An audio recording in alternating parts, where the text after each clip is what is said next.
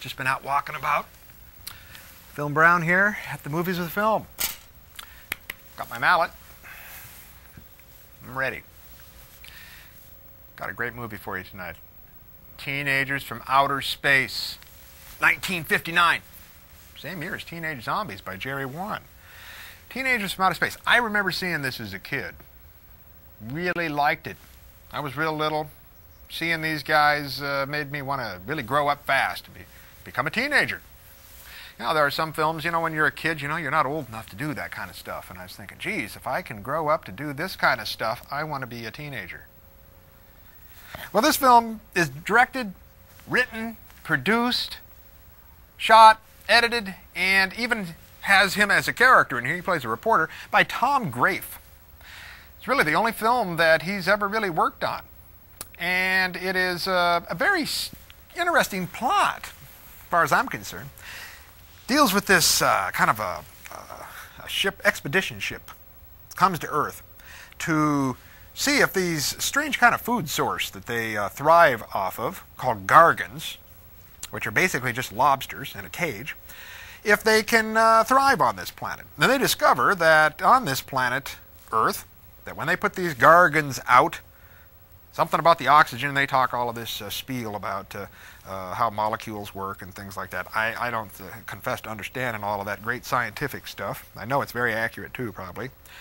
That these gargans, which are lobsters, normal-sized lobsters, will grow to millions of times their original size, and that they're going to, if it works out, use the planet Earth as sort of this grazing location where they'll gargans galore. Maybe that'd be the new name of Earth, gargans galore, sort of like the name of a shopping market, where they'll raise these things and then they'll come and harvest them. Well, there's an individual on this group who's sort of a rebel. Okay, he doesn't get along with these other guys. He doesn't sort of see eye to eye with the way that things are run, and he's an outcast, and he runs away from these guys, and he hooks up with Earthling teenagers, and he's being hunted down by another teenager from that spaceship, and that's sort of the gist of this film.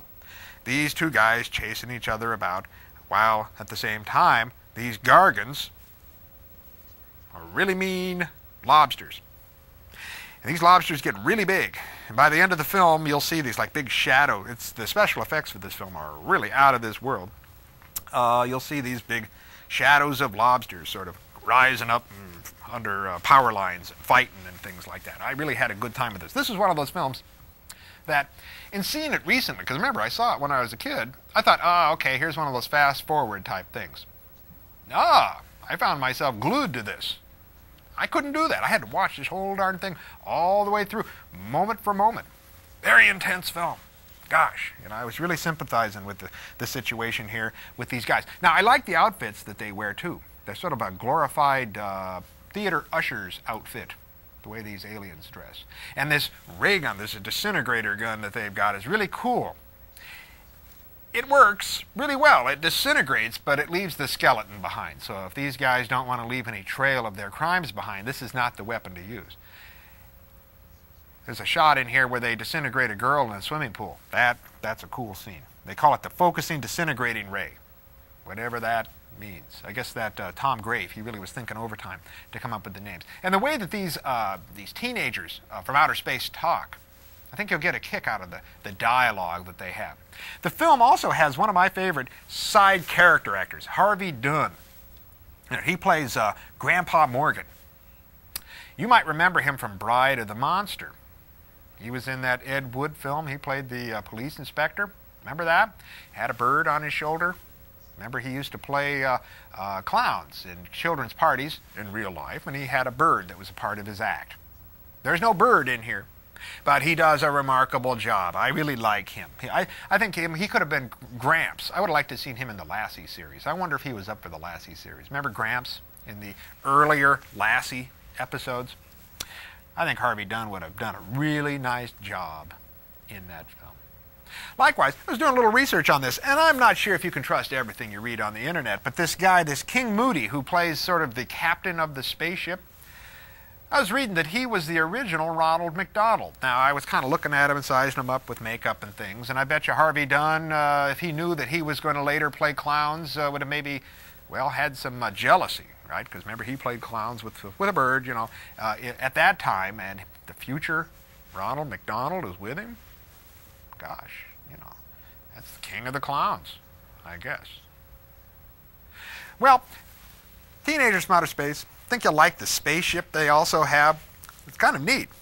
It's small. It's about the size of maybe a large kitchen table. And all these guys come crawling out of it. And then when they go inside, man, it's a big place. So dimensionality, I guess, is kind of a different issue for these guys. Likewise, there's this whole family conflict thing with the teenager who runs away. Who's his father? And I'll leave that to you to take care of. It's a lot of fun. The Gargans, they're fun. The way these teenagers talk, take me to your man of surgery. What a great line, your man of surgery. You know. Or, we've got to remove these metal pellets from my body. You know. Bullets, come on, call them what they are. You know, pilot this vehicle, drive the car. Okay. Well, Tom Grafe made one great movie. Gosh, if we were all that lucky that we could at least have one film to our title, I think we'd take Teenagers from Outer Space in a moment. Roll 'em, Smokey.